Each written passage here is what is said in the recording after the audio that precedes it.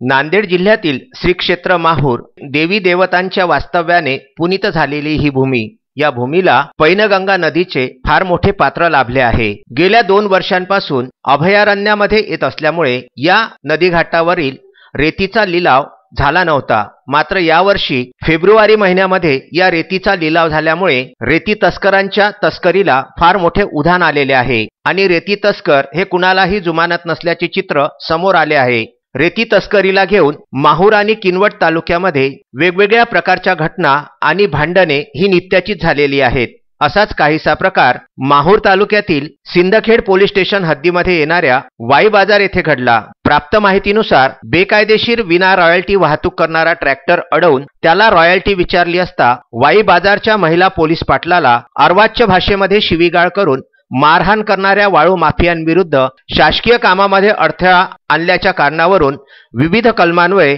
14 मार्च रोजी गुन्हा नोंद करण्यात आल्याने परिसरामधील वाळू तस्करांचे धाबे दणाणले आहेत। विदर्भ न्यूज प्रतिनिधीने दिलेल्या माहितीनुसार माहूर तालुक्यामध्ये वाळूची बेकायदेशीर वाहतूक सर्वश्रुत आहे। मौजे वाई बाजार येथे सकाळी 8-8:30 वाजताच्या दरम्यान महिला पोलीस पाटील आशा मोरे या तहसीलदार यांच्या आदेशाप्रमाणे वाळू वाहतूक करणाऱ्या ट्रॅक्टरची अधिकृत रॉयल्टी तपासणीसाठी पारडी रोडवर थांबल्या होत्या। दरम्यान मौजे पडसा येथील हिरव्या रंगाचा जॉन डियर कंपनीचा एक ट्रॅक्टर पैनगंगा नदी पात्रातून पडसा मार्गे वाई बाजार येथे वाळू घेऊन जात असता पोलीस पाटील आशा मोरे यांनी वाळू वाहतुकीसाठी रॉयल्टी आहे का अशी विचारणा केली असता ट्रॅक्टरवरील वडसा येथील इम्रान शेख व त्याचा भाऊ आणि एका अज्ञात इसमाने जनतेसमक्ष महिला पोलीस पाटील आशा मोरे यांचा हात धरून त्यांना अर्वाच्य भाषेमध्ये शिवीगाळ करून धक्काबुक्की करत थापडबुक्क्यांनी मारहाण केल्याची तक्रार त्यांनी सिंदखेड पोलीस स्टेशनमध्ये दाखल केलेली आहे।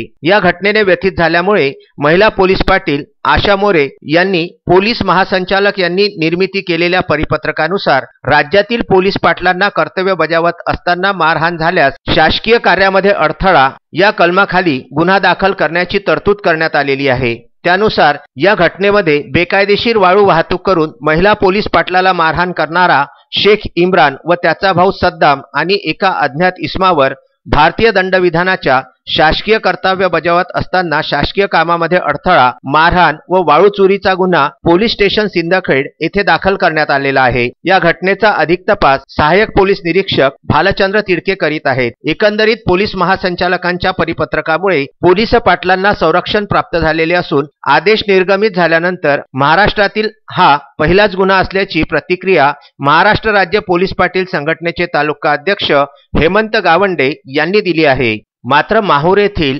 महसूल प्रशासनाचे व किनवट येथील महसूल प्रशासनाचे या रेती तस्करीमध्ये हात यथेच्छ ओले होत असल्यामुळे या रेती तस्करांना अभय मिळत असल्याची जनचर्चा माहूरच नव्हे तर संपूर्ण परिसरामध्ये जोर धरत आहे। विदर्भ न्यूज करिता वाई बाजार येथून अनवर खिच्ची यांचा हा वृत्तांत।